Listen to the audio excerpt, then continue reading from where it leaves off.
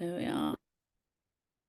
Meeting everyone. So yeah, it's a safe space. I won't be saying any names if you put anything in the chat, and don't come on camera if you aren't happy to be recorded. So forget about it, basically.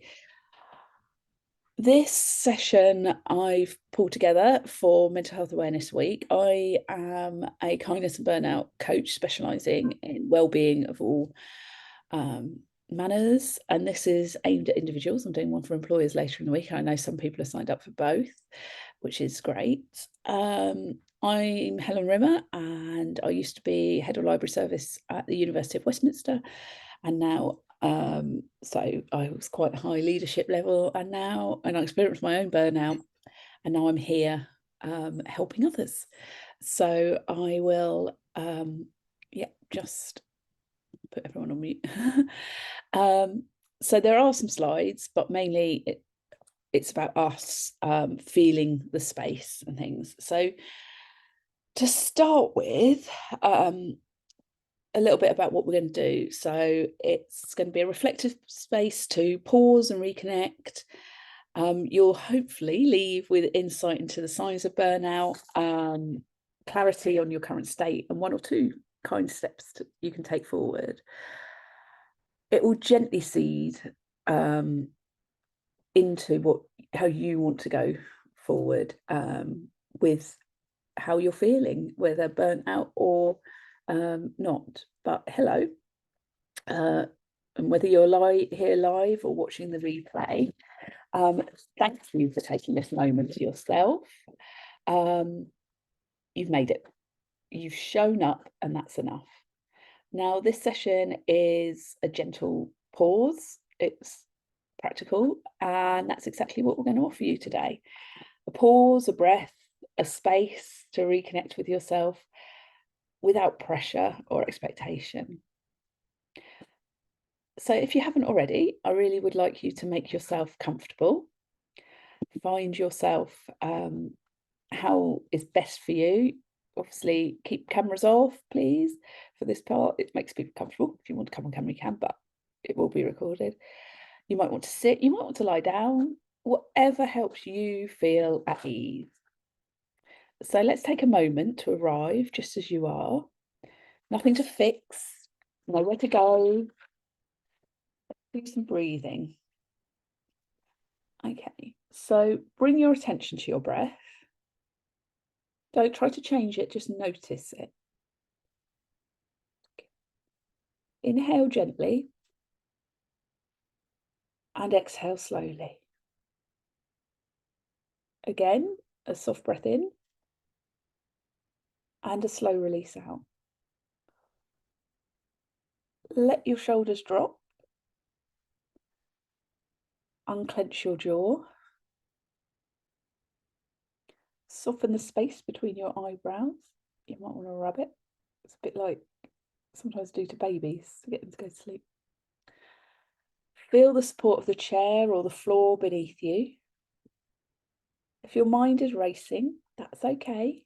Just bring it back kindly, gently to the rhythm of your breath. So do another couple of breaths in and out. Now,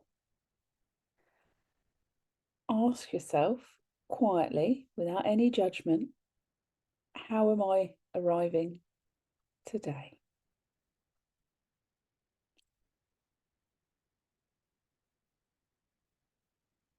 What do I need from this next hour?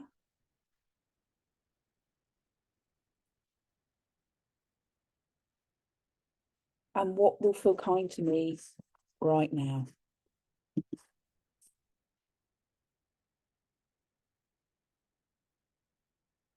There are no wrong answers, just honest noticing.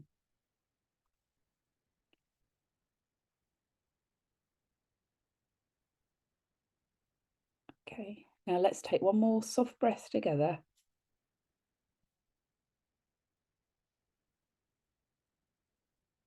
And if it feels right, place a hand on your heart or your chest and breathe again.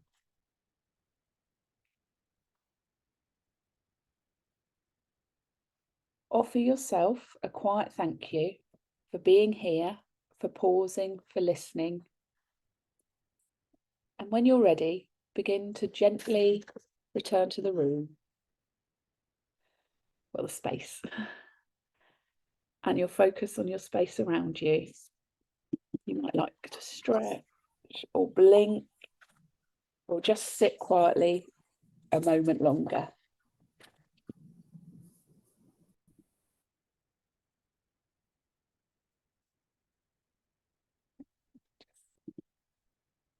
Now, I'll walk us through today's session gently, step by step. There's nothing you have to do. Just take what you need and leave the rest. So let's begin. This isn't going to be too structured. It's safe, soft, and kind. But I'm going to start with a little bit about what burnout really looks like and how we understanding what burnout is can help us to really experience it. I'm just trying to move my slides on so I can get to the one I want to share. So burnout can be really sudden or it can be gradual. I wholeheartedly believe, from my experience, my own research, that it's often more than just workplace. There's often underlying things that will be leading to our burnout, but workplaces play a huge part in it, and how they manage work and so on can be a big part in why we burn out. And when I work with individuals, I very much, it's about the whole person, but how we interact with the workplace is a big part of it, and how the workplace interacts with us.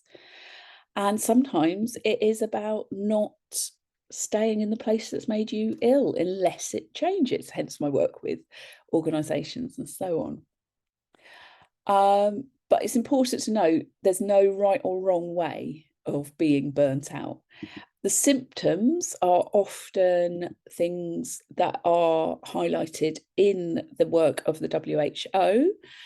So they talk about it being long-term stress at work that has manifested itself in a way that means that we are disconnected from our work. So I remember being in meetings and just not being present, and how actually it's really is being disconnected.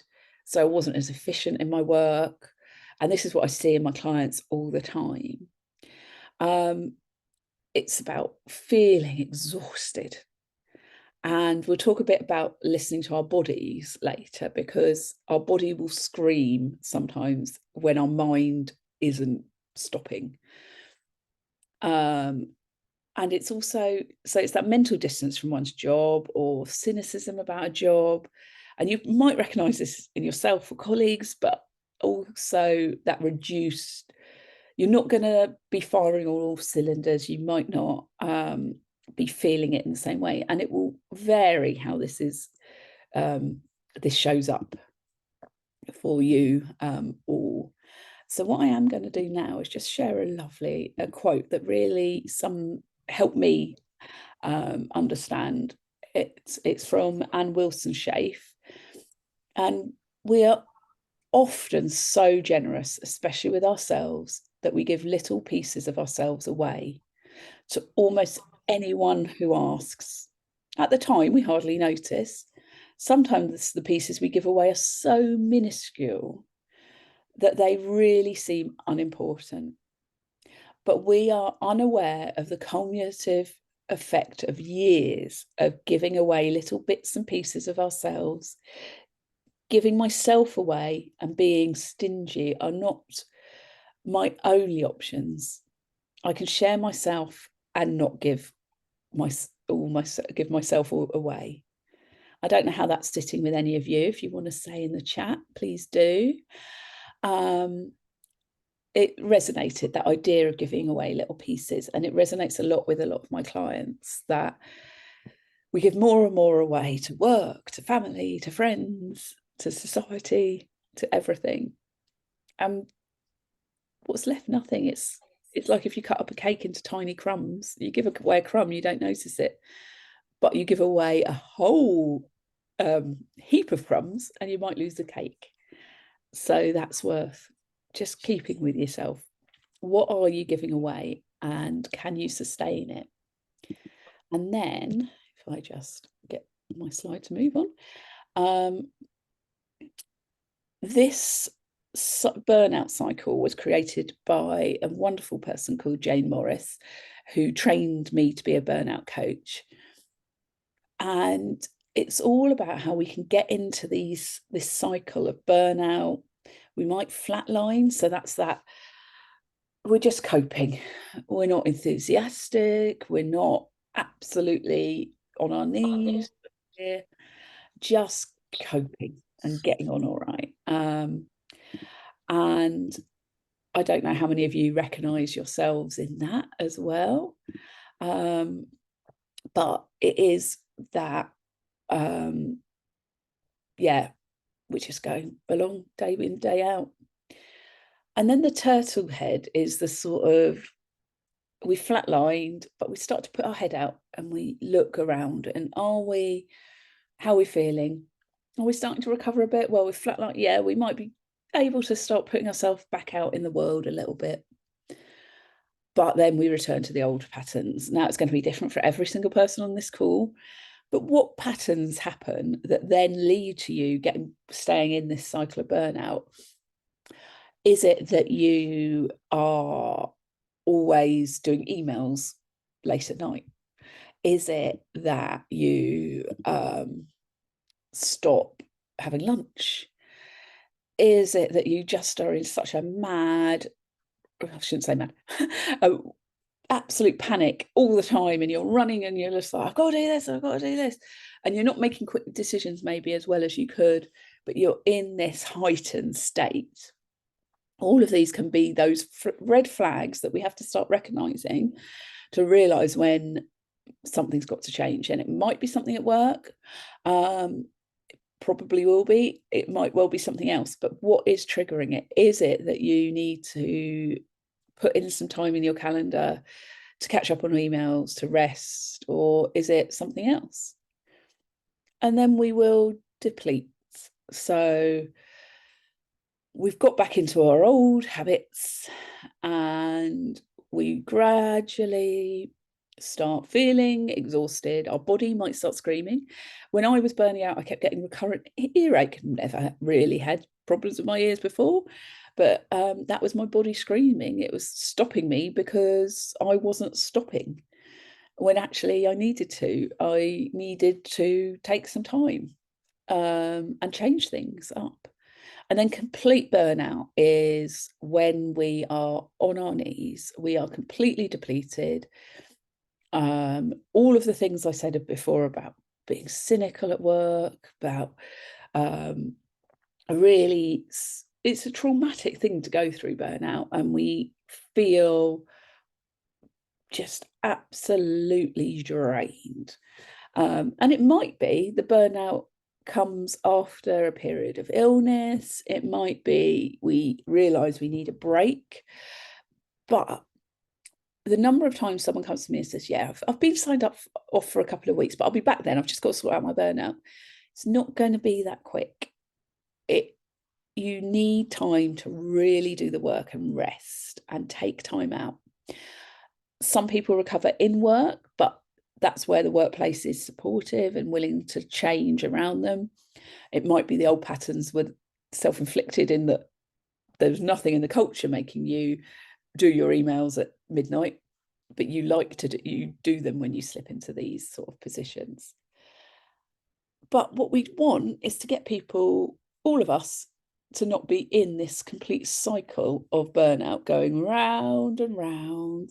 And a lot of people burn on, so they move between gradual and sudden depletion to flatline. They never get to the I'm on my knees, I need to take time off, but they might keep getting ill. That they have a brief pause because they've had to, because physically they can't get into work, for example. Then they flatline and turtle head, return to old patterns, and so on.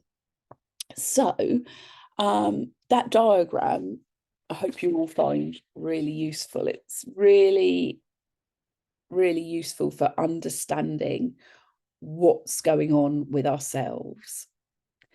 So now what I'd like to invite you to do, sort of reflecting on this, and I will keep sharing because the prompts are here.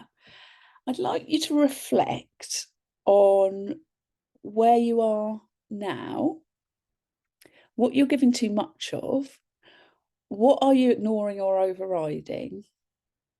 And in this, think of 4 different categories. Is something cognitive? Is it emotional? Is it physical? Or is it in that energy that you feel? Not your physical energy, that sort of spiritual, mental energy. I'd like to give you, I'll give you till 5-2. So I'm going to go off camera to reflect on this and think about how you are in relation to that diagram I shared. So I will pause the recording and I will see you all at 5-2.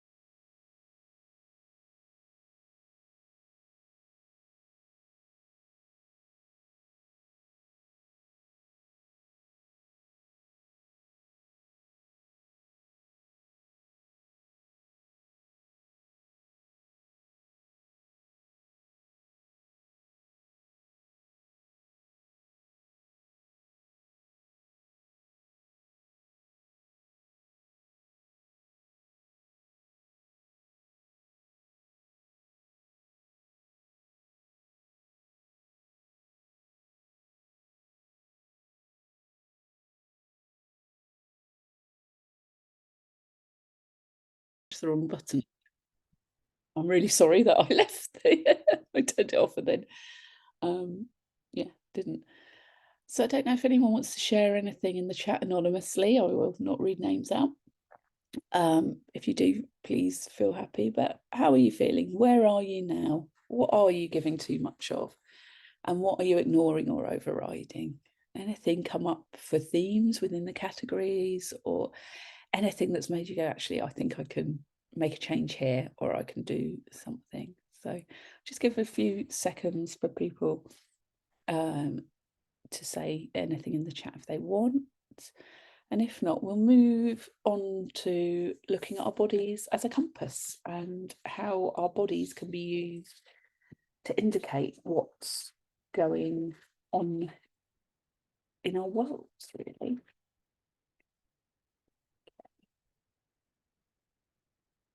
I've entered into a space of toxic positivity. I'm sorry to hear that. I have been there. I think that's almost one of the most awful things. I'll share my experience. I think it might help other people a little bit.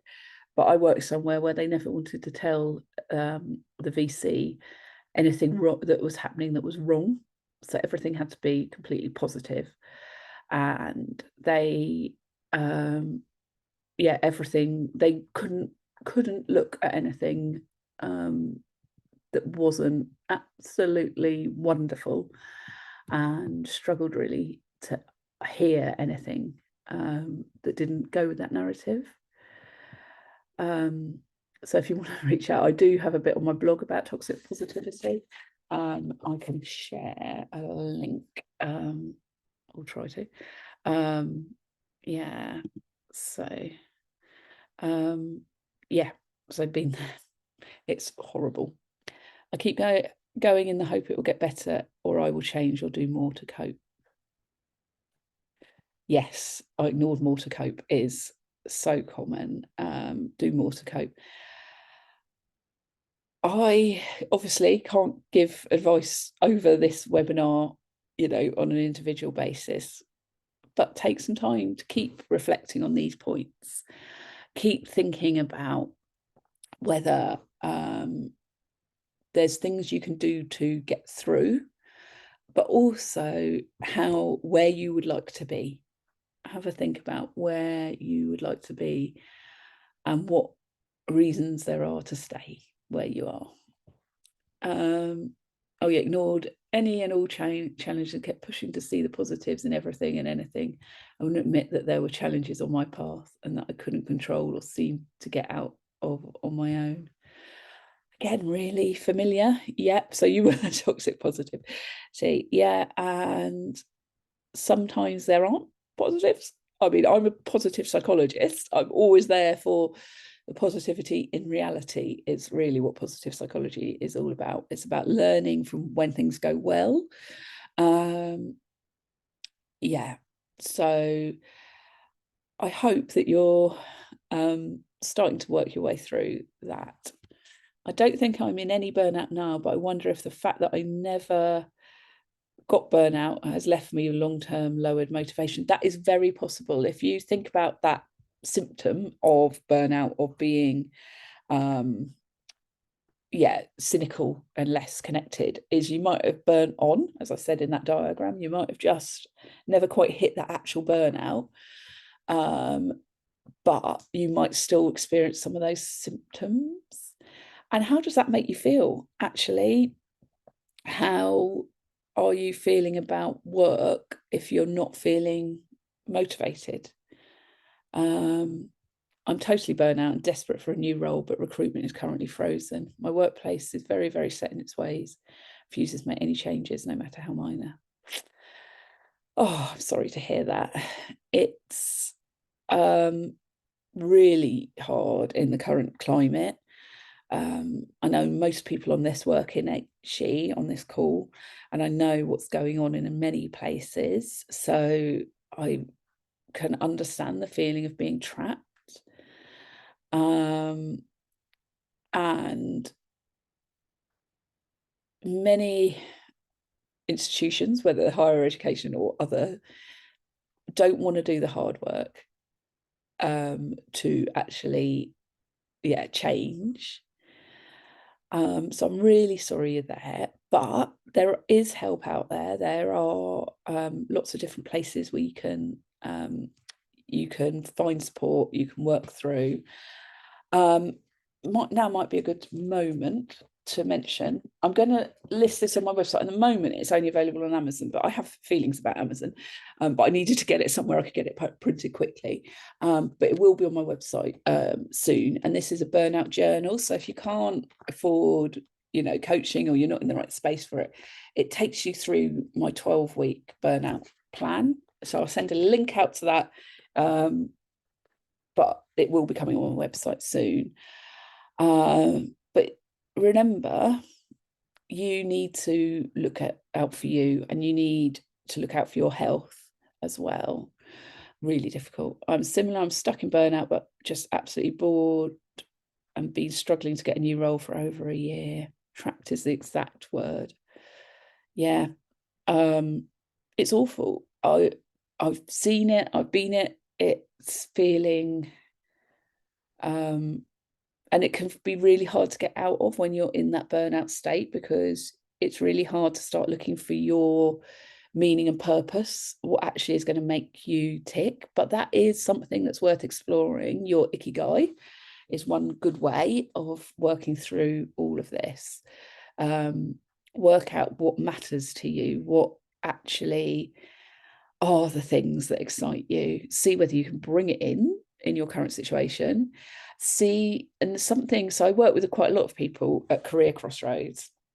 Some burnt out, some not. And I do group coaching on this as well, if anyone's interested. But looking at what it is, what's the reasons to work, what is it that excites you, other than money? Obviously, we have to earn money, unless you're very lucky. But actually, what is it that gets you excited? And surprising number of people who I work with end up actually finding their ikigai somewhere else. So it might be helping out. The thing that really excites them is running the bar at their local cricket club. And they've realized, but by realizing that the work is really not that important to them, was quite liberating for them. Other people have long-term plans, so they start to reframe the working as a way of getting to a long-term plan. There can be lots of different ways. I mean, the ideal is that we're happy in our work, that we're able to enjoy it because we spend a lot of time there. We don't want to be bored. It's not good for our well-being to be bored. But I really hope all of you will keep in my orbit of my world, and we can find ways, lots of different ways to help different people. But what I'm now going to move on to is some somatic work. So that's listening to your body. The body is your compass. And I will stop sharing because it's a bit weird to do this sharing wise. So we're going to take a moment to listen inwards and to check in, and not with a to-do list or a calendar, but with your body. Our bodies hold so much wisdom, and they often whisper long before they shout. And this is your space to pause, tune in, gently, kindly, without judgment. You might like to close your eyes or soften your gaze, and know that if anything doesn't feel right for you, you can skip it or adapt it. This is your time. And don't worry, I'm not getting you to do some yoga. Let's begin by noticing your breath. You don't need to change it, just notice it. In and out. Now gently bring your attention to the top of your head. Notice what sensations are present, if any. Tingling, pressure, maybe nothing at all. Now move down your face, your jaw, your neck, your shoulders.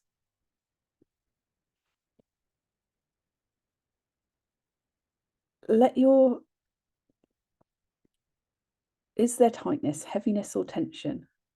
Or maybe a feeling of lightness and release? Let your awareness travel down through your arms, elbows, wrists, hands. What do you notice? A sense of rest, or maybe a subtle ache? Now to your chest and upper back. What's the quality of your breath here? Shallow, deep, tight? Bring your attention to your stomach. What's going on in your gut? Any clenching or spaciousness? Now your lower back, your hips, your seat. Notice how your body is being held. Is there any discomfort or relief? Let your awareness move through your thighs, knees, lower legs, and down to your feet and toes. Just notice, no need to fix, no stories, just information.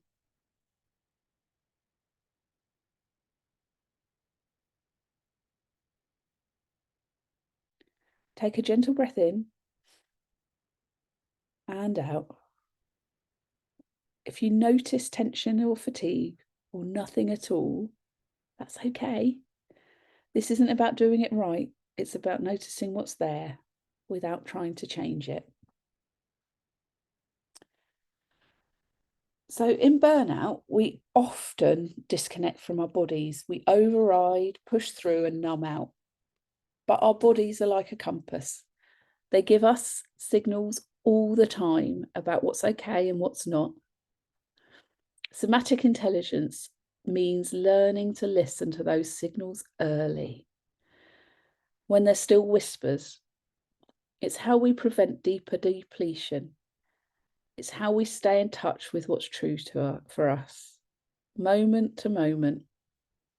And like any skill, it's one we can gently build, one pause at a time. So, as we move forward, stay open to your body's cues. You don't need to catch everyone, just notice what you can. And remember, your body isn't the problem, it's part of your wisdom.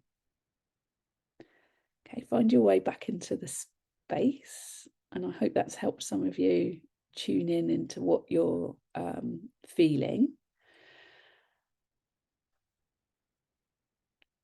Okay, now, something we often feel when we're in burnout or burn on is that we have to change everything and we have to do big things to do it. But actually, that can be the worst thing to do for some people. I mean, actually stopping can be very important, but you need to heal and you need to do achievable things. So have a think about some first steps that might help you. Now, there's evidence that we should do small things to build a habit. So, for example, instead of saying, right, I am going to take up some extreme sport and I'm going to throw everything into it, but that's going to take up a lot of energy. Could you do something small that's going to help you focus somewhere else? It might help you to do something physical or creative or something that's going to help and you want to build a good habit of. But for example, overhauling your whole diet in a day is going to set you up probably not to do very well succeeding. But if you can swap something out or spend 5 minutes every day doing something, that's going to add up to quite a lot of time. So 5 minutes every day for a week is 35 minutes. Trying to do 35 minutes every day of something might be too much. And listen to your body and listen to what's pushing you away from doing it. What pulling you away? Is it something you can change, or is it something you don't want to change? Also with habits, if you want to build something, a lot has been written about habit stacking. Now, I first heard about this. Oh yeah, Tiny Habits, the Small Changes That Change Everything by BJ Fogg. That sounds very good. I was going to say there's also Atomic Habits by James Clear. And the first time I heard about habit stacking was actually about getting my baby to sleep. So habit stacking is where you do a habit and you stack it with something else that already exists. So you might, I assume everyone does their teeth at night. I wanted to get better at putting moisturiser on. I do it every time I do my teeth, morning and evening. That then becomes a habit because you start associating the two things together. And the other thing that really helps when you're neurodivergent, but will help all of us, is dopamine bridging. So if there's something you know you need to do, but you don't really want to do it, connect it with something that you really enjoy. So I started doing my washing away whilst watching a TV program I enjoy doing. So I'm rewarding myself with the thing that gets me excited and gives me some dopamine with the thing that really doesn't. And then so stacking and bridging tasks can be really important. So what I'm going to suggest you do is think about one boundary you want to honour this week. Boundaries are the kindest thing we can do to ourselves in work, particularly in work, but anywhere. Saying no, but saying no kindly. Say things like, say your manager comes up to you and says, I want you to do this task. And you look at it and you're like, that's going to take me a day. Say to them, I don't have capacity right now. Open it up as a conversation. Now, they might say, but it's really urgent. Well, when's it got to be done by? Oh, it's got to be done by Friday. Okay. Well, I've also got these other things that need to be done urgently. What would you like me to drop to do this thing? Now, obviously, this depends on your relationship with your manager, but practice doing it. Practice trying to say these things in your situation. Also, identify one energy drainer. Is there something, a task that you just drains you completely? You dread doing it. It might not take long. For me, when I around the library, I used to have to sign off everybody who had a credit card. I had to sign off their credit card statements. Hated it. I'm not very good with detail like that repetitiveness. And it would be things like, oh, I've got to go off and find my card number. So we created a master sheet that had all my details in it that I had to go off and find. They then filled it in for their documents. We basically made it as easy as it could. I gave them a deadline to get it in by so that I could then set in my calendar an hour. It never took an hour. It took like 10 minutes, but an hour every month to do it. And that helped us keep on top of things. So some tasks that you dread, that you might not be able to delegate it, because that was one I could only do. But there were other tasks that I could easily delegate to people who actually were really good at things like that and leave me to do the things that I enjoy, play to my strengths. So have a little think about how that might work, and how you might feel about doing that. And I'll just give you a minute to do that while I get something else sorted. And yeah, what boundaries could you set? Could you do? What boundaries can you really get on top of? Have a think. What is it that you can do to get yourself in something small? It doesn't have to be huge. What can you do that will help you get through all of this?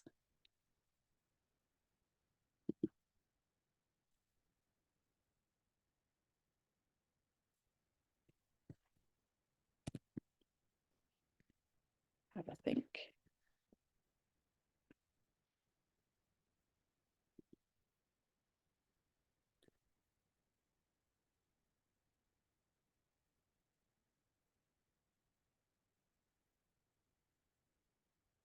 Now I'd like you to talk to you about something else called the 4-step turnaround. So this is where we stop. So we catch the moment, we notice the thought, the feeling, or the inner critic. Say to yourself kindly but firmly, stop. Bring awareness to what's happening rather than acting from autopilot. So it's being your own coach. Can you catch it? Can you stop it? And then step 2 is to reassure. So soothe the nervous system and use words of self-compassion or safety. For example, it's okay. I've been here before and I'm figuring it out. And then number 3, appreciate. So look for something good. Acknowledge effort, intention, or what is still working. Even in this, I'm still showing up. Could be something. Gratitude or self-recognition is powerful. What we say to ourselves is as powerful as it is when we say it out. And then number 4, cheerlead. So encourage the next kind step. What would you say to a friend? You've got this. One more small step is yourself.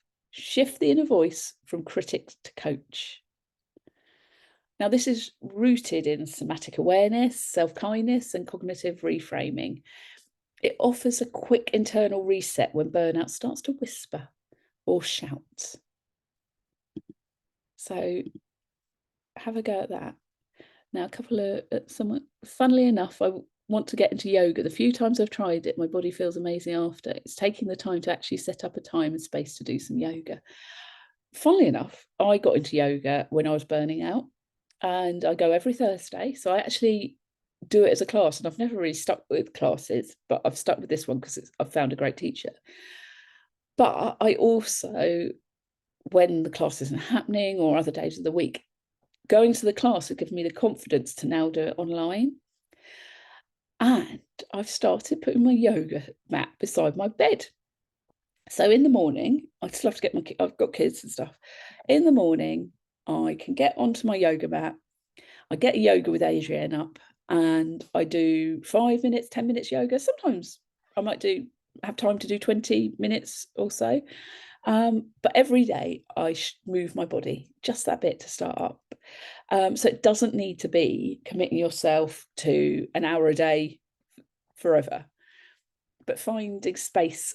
So one of my barriers was I had to get my yoga mat out. Actually creating a space where I have my yoga mat literally next to my bed seems to work quite well. And I've told my husband and kids, I'm doing this. Every morning I'm doing some yoga, leave me alone for however long. Sometimes it works better than others, but it's there. So that's an example. So hopefully from that, you're taking away some intentions. Now ask yourself, so a little call to action here. What do you need now? What's one thing your future self would thank you for this week? What are you learning about what burnout feels like for you? So have a think about that. What is it that you can do? What do you need now? And what are you learning about you? Okay. I'll be sending all these notes out. Tiny habit, yoga mat next to the bed. Okay, I'll do that. Roll out the mat in the lounge that is out of the way of others using the space as well. Great idea. Yep, absolutely. The only reason I don't leave my one out in the lounge is my cat likes to use it as a scratching mat, whereas I can put it out before I go to bed and then get it. It's there. So I really honoured to have spent some time with you today. I hope you've got something from this and you're going away a bit lighter, a bit more empowered than you were. But stay in touch. I have on my Kind Brave Leader webpage, there is information about burnout coaching. I've got a free Facebook group to connect around burnout, and I do all sorts of different things, so check out what I do. But I hope you've got something from this time. It's been an honour to spend it with you. Someone else has said stretching in the morning is such a good idea, but I never set myself time. Keeping the yoga mat rolled up in the lounge is a good idea. Yeah, definitely. It's making these things accessible to you. Yeah. So thank you for your time, and I'm just going to stop the recording. There we are.